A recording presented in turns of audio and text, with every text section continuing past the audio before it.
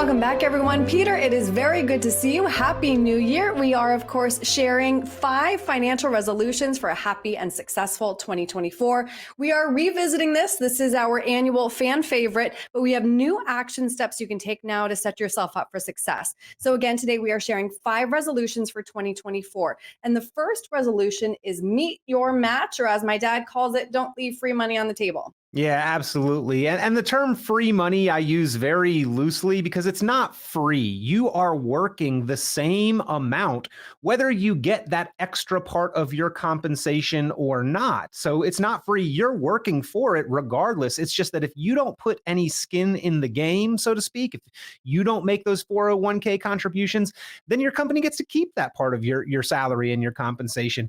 Whereas if you do, if you put that money away, sort of act like you didn't even earn it and put it in an envelope and send it to your future retired self who will thank you for it, you get an extra component of your compensation. Don't ever leave the match on the table because there's really nowhere else in the financial world that you can guarantee yourself that kind of immediate return on your investment. And even if it's 10 cents on the dollar, you can't guarantee that kind of return anywhere else. But most companies are matching dollar per dollar or 50 cents on the dollar up to a certain percentage. And you will, again, absolutely thank yourself later for putting that money away today. And oh, by the way, it's also not free because the company, when they match, they're nice enough to offer you that match, but they're not generally nice enough to pay your taxes on their dollars for you. So you will have a cost in retirement, and you do need to understand that about the 401k and the 401k match as well. Right. Definitely an important consideration.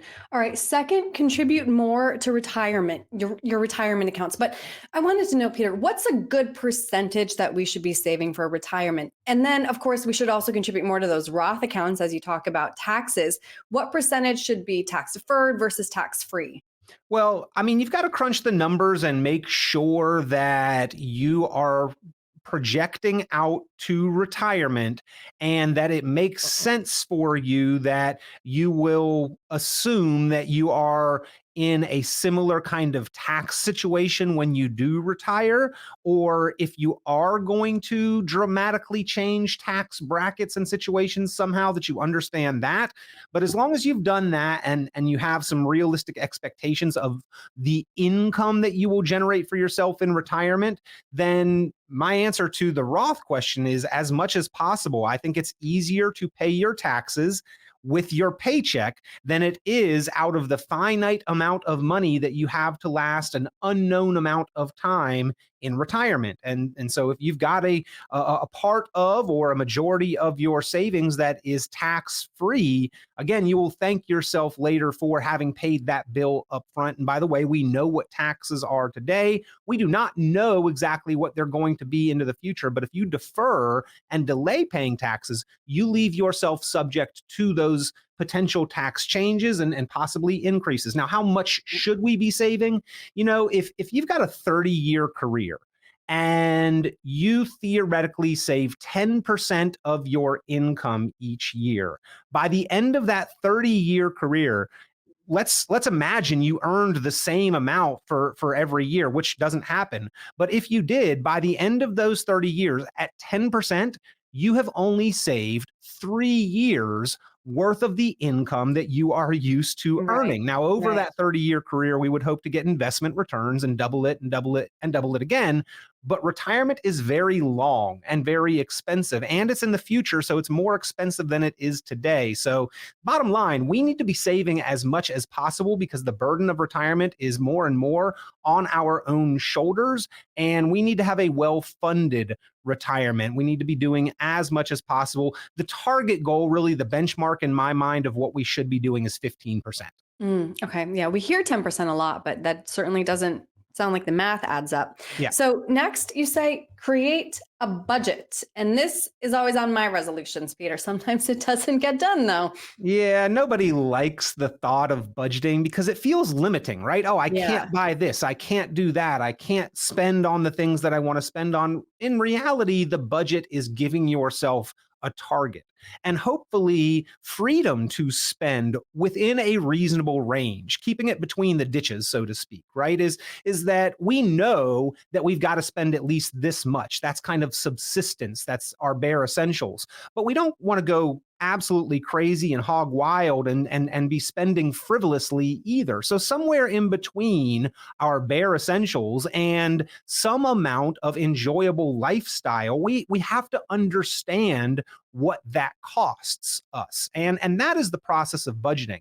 And especially if we are looking into the future and trying to plan for retirement, understanding your budget is essential. We've got to be aiming for the right target. If we think we only spend $4,000 a month, and in reality, we're spending closer to $8,000 a month today, our retirement projections could be way off the mark. We could be aiming for the complete wrong thing. So we've got to understand the budget while we're working, aim for a retirement target. And in retirement, it's important to stick within a budget as well, because again, we've got a finite amount of money, that pile of money. We're not adding and contributing to it any longer. And we've got to make it last for an unknown amount of time. And the only way to do that is through controlling spending. That's your best retirement asset for confidence. Mm-hmm.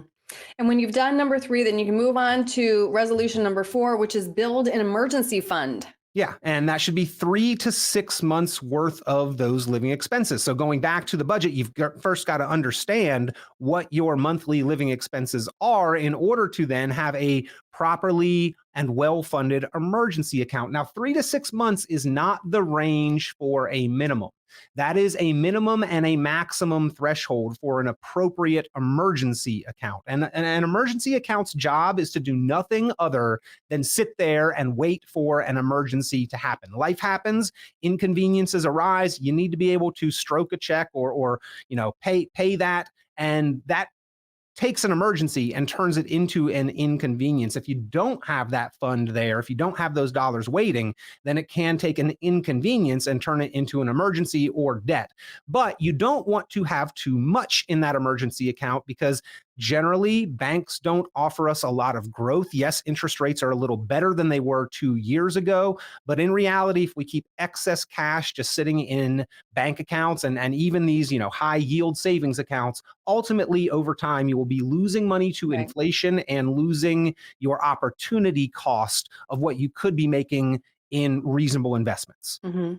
And last, resolution number 5, insure yourself. Building an emergency fund, of course, a great first step, but insuring yourself means that not only you, but your family will also be okay in case the worst happens. Yeah, right. Yeah. The emergency account is for those small inconveniences, but 3 to 6 months is not going to cover a catastrophic loss, a loss of income, a loss of a spouse. What impact would that have on your family for years to come? So we've got to have insurance in place. And I'm a big fan of term life insurance, especially during our working career. It is very affordable, very inexpensive to leverage a large amount of death benefits should that worst possible scenario happen. And then with the difference, you can invest that, and hopefully by 20 to 30 years in the future, you've built up a good nest egg for yourself. But at any point in time, you've also got to answer the question, what would happen and how long could I survive if my paycheck stopped today? So short-term disability, long-term disability, long-term care insurance, like at different stages, there are different ways that we need to address this question of insuring ourselves and the protections that we have in place for those catastrophic worst case scenarios. Mm-hmm. Peter, I love this conversation. I look forward to it every year. I feel like these action steps are very doable. Some might require a conversation with a professional. So if somebody has questions about it, what's the best way to get a hold of you? Yeah, you can reach me at Richon Planning, 919-300-5886, 919-300-5886, or online. It looks like richonplanning.com. It's my last name, Richon, richonplanning.com. And I always appreciate the time, Erin. It's one of my favorite topics as well. Mm-hmm. All right. Happy New Year, Peter. Thank you. Happy New Year.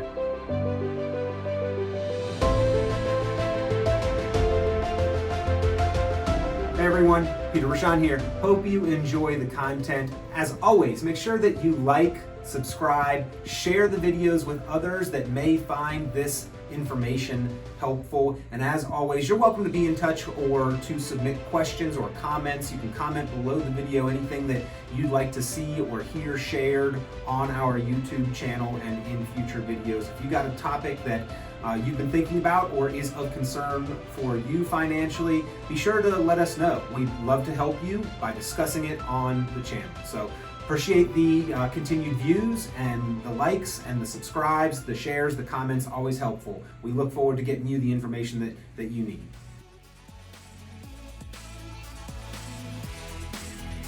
This has been Planning Matters Radio.